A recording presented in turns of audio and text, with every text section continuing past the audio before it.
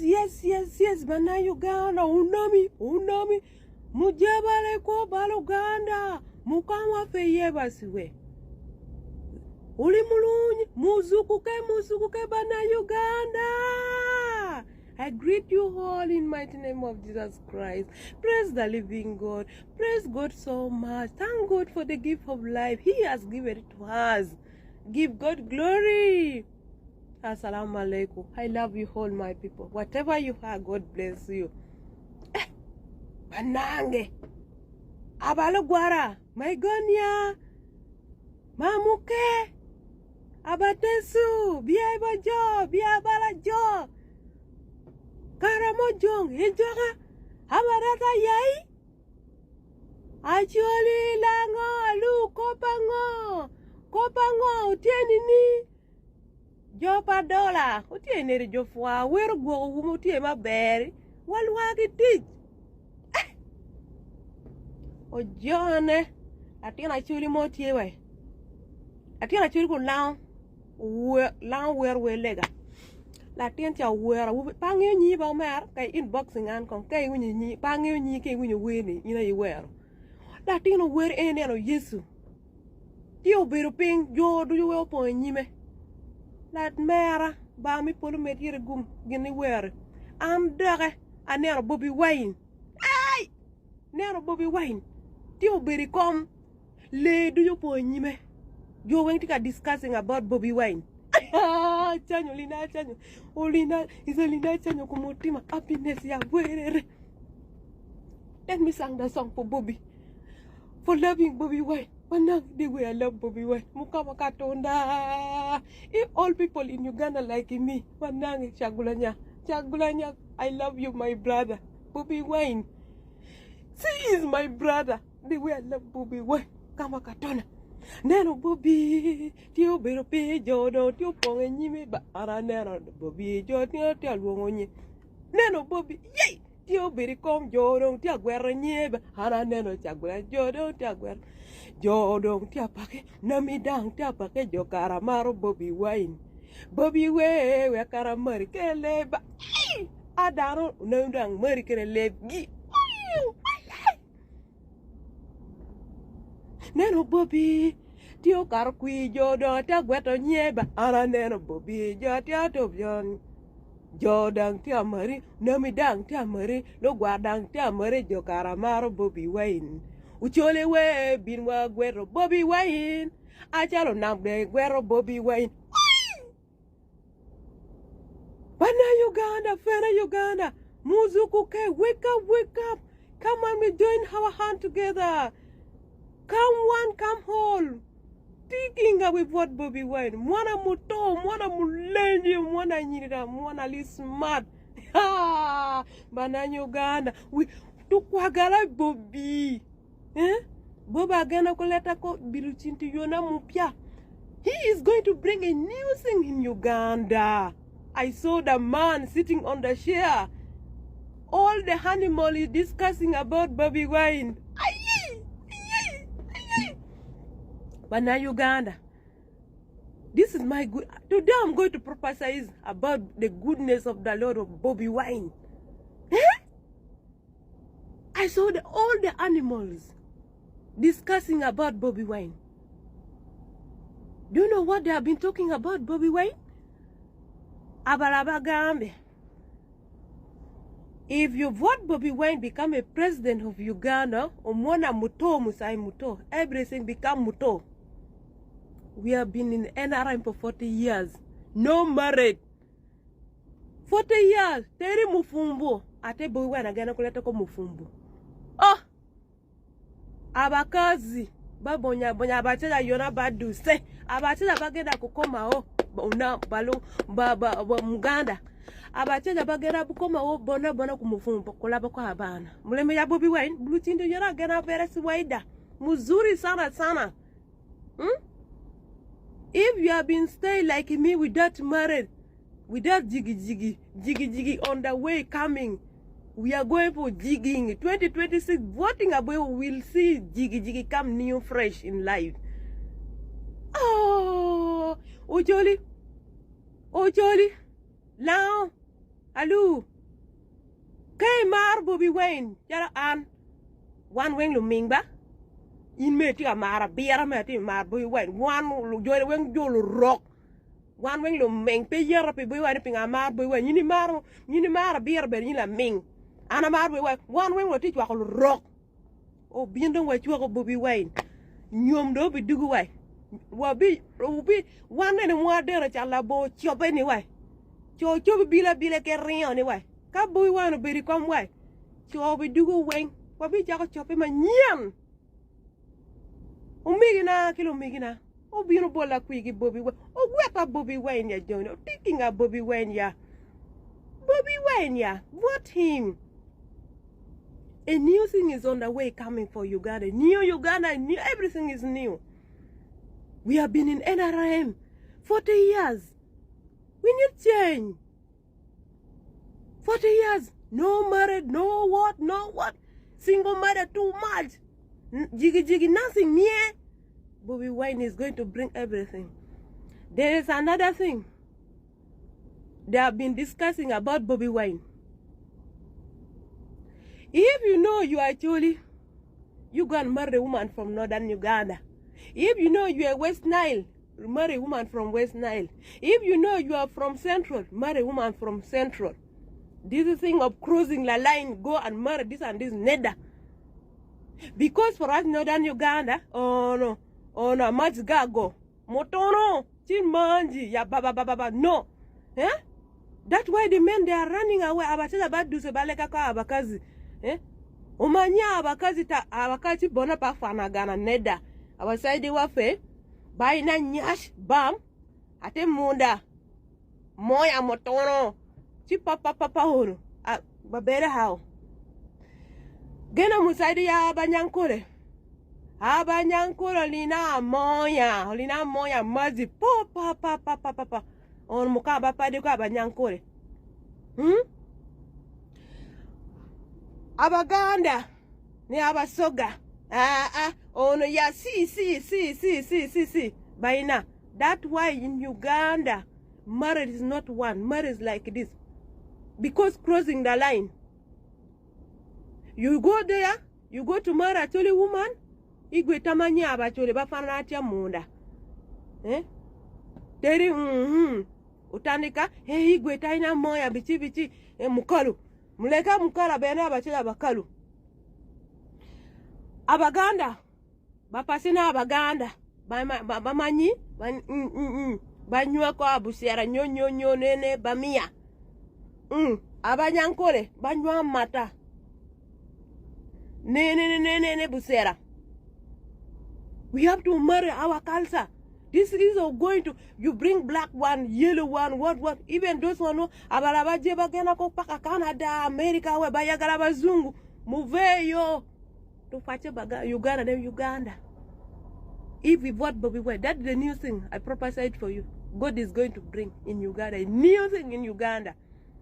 For us kadama, obera wadane bintu Musawudi, tolia.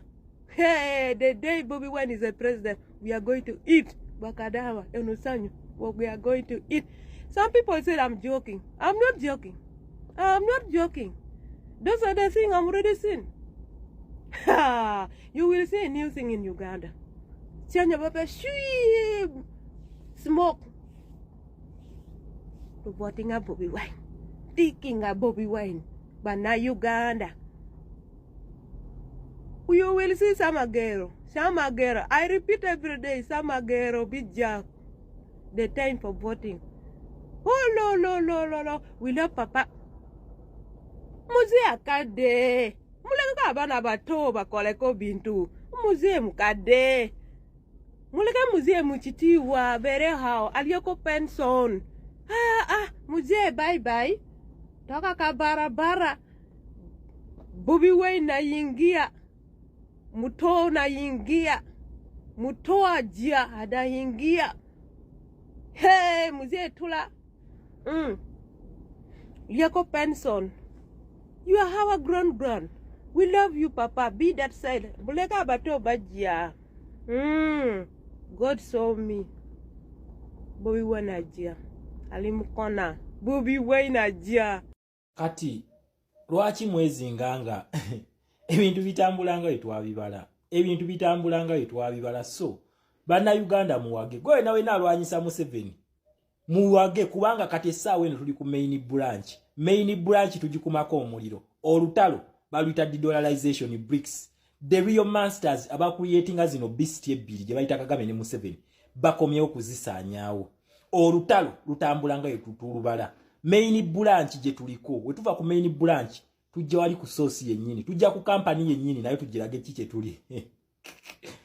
Ono nabagamba foreign policies zino weziriactinga wezigenda okureactinga. Bano tugenda balumba kimafia. Kakati Museveni ne Kagame tubalumbye kimafia. Katsoka tuveko mu executive mu exclusive interview. Then tuyoke tujje mbanyonyole.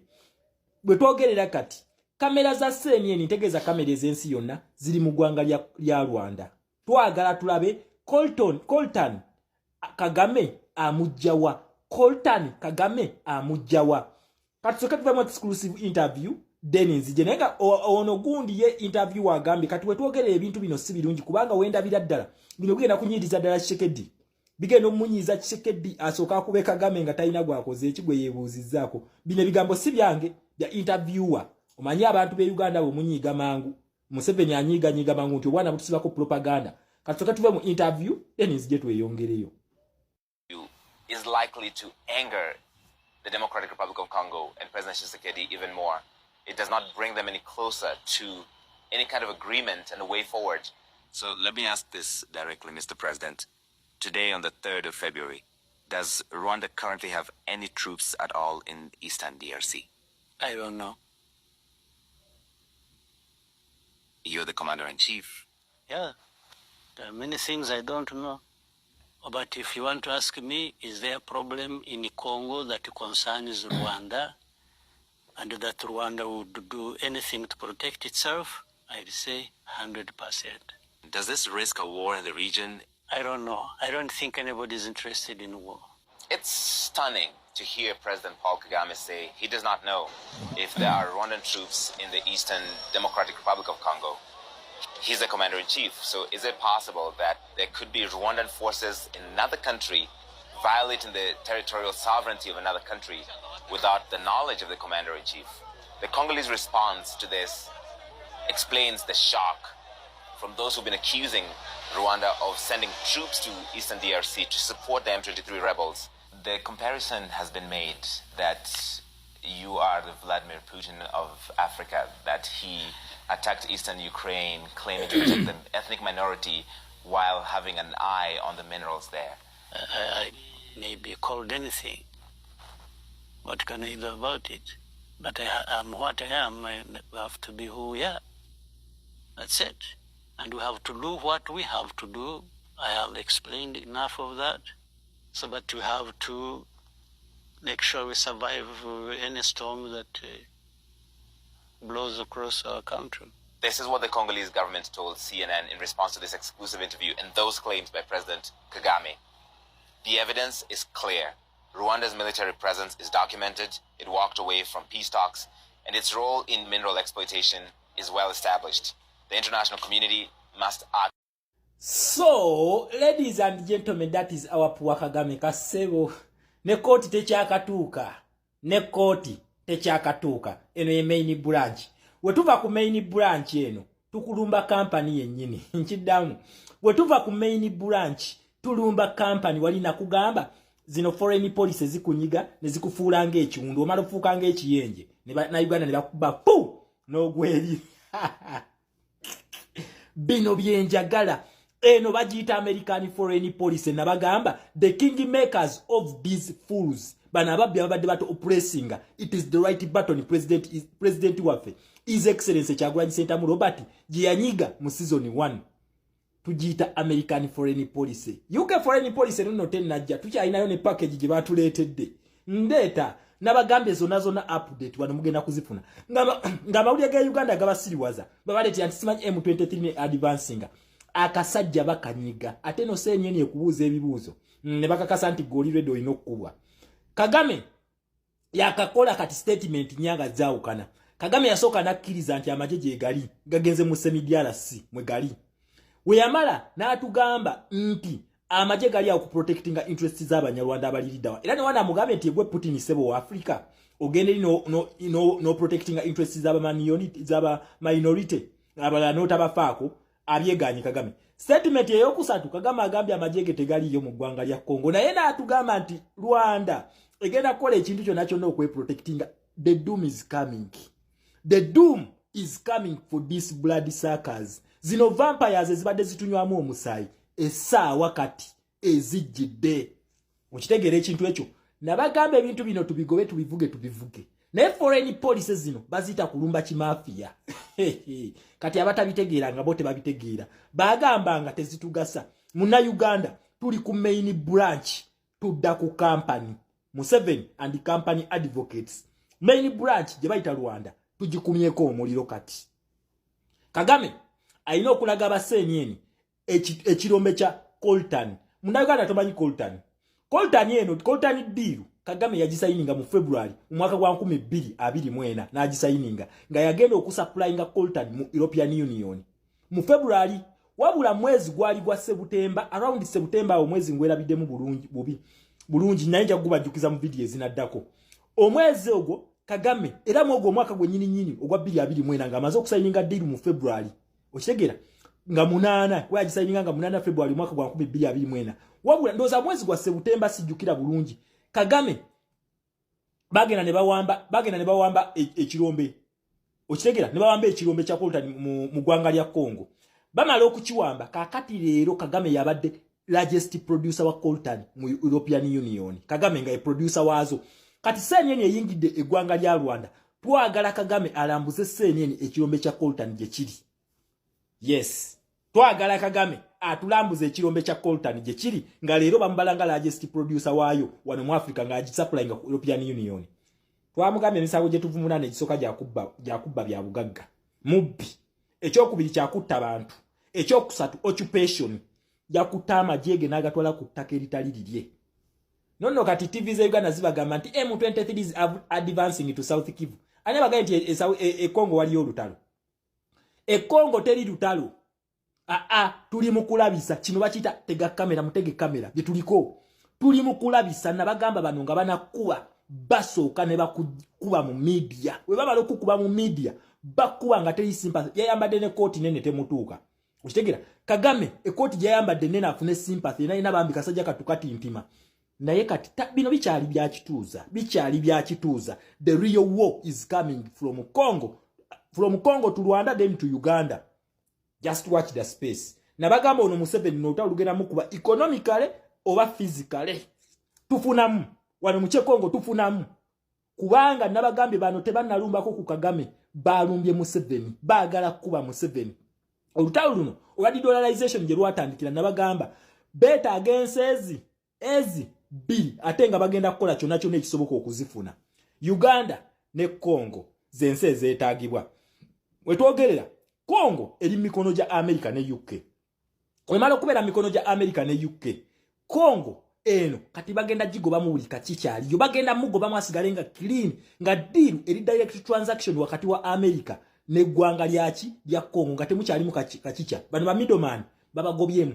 Secondly ekintu kino kyabala lwaki Kisekedi njagala mutunulye promotion ya Kisekedi eina gwefaanana ngamba ono atukulira wano omusajja oyo kati newoomukubako luli newomusoga musonzi bwoti senyeni egakubirawo negamba waliwo ono mu Uganda owa bino yasongeddwamu olune gavumenti yamusonzeemu muhozi yamugambye bwati waliwo kati awatachyakwatwako waliwo omulangira we Uganda awo tachyakwatwako kati ye promotion yemu wogiraba yemu gye bawadde Kisekedi kitegeeza ki Kisekedi tugenda kumaliza olutalo lwa M23 nga ye hero nga ye muzira alyoka bakalakata ebisanje ebi bibiri ajja kuba amaze Kisekedi agenda kalakata ebisanje ebi bibiri kuba agenda kuvayo nga hero wabula bamugamba tolumba baleke beerabise gwe mutege kamera naffe waliwo atugamba ono president wa ono wa phone atugamba mbatege kamera kyekyokwanyisa tega kamera batege kamera muna Uganda tova ku kamera okitegera tova ku kamera bagenda kukubira Kagame oba si kyekyo Kagame alina okukwata amajege agajje mu ggwanga lya Congo naye waagajjayo tugenda kukwata abahutu n'abatwa bonna baddayo mu ggwanga lya Rwanda bonna of which it is a threat to Kagame kubanga beba majority abahutu baba tusi ba minority